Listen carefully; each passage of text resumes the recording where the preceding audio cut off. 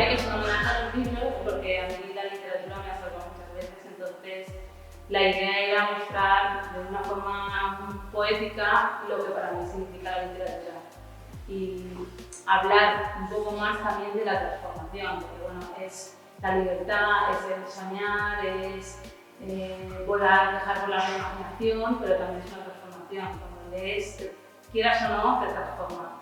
Entonces, bueno, quería representar un poco eso. Muy bien, muy bien. ¿Y el material? El material de entierro, pues era una forma de eternizar ese, porque al final los libros son caducos y era una forma de eternizar ese homenaje.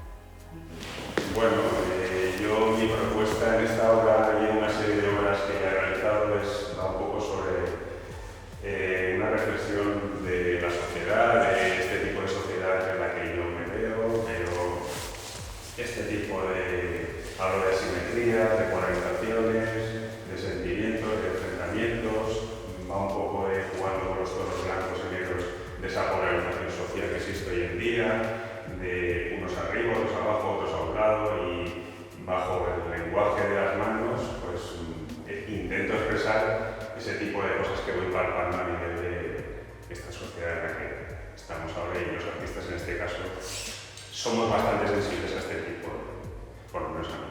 Claro.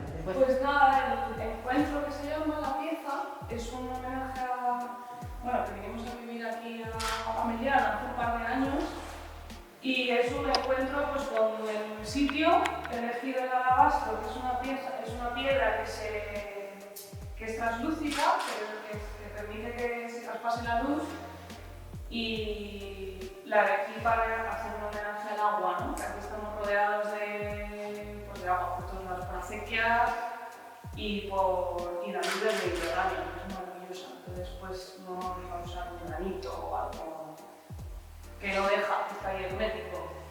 Y también por un momento vital en el que eso nos hemos venido hace muy poquito, y entonces era como un poco como un receptáculo, como un nido, ¿no? Un lugar en el que te encuentras contigo mismo, nosotros, luego el año que llevamos ahí como encerrados. Y la hice para este premio, la verdad, La Pieza, que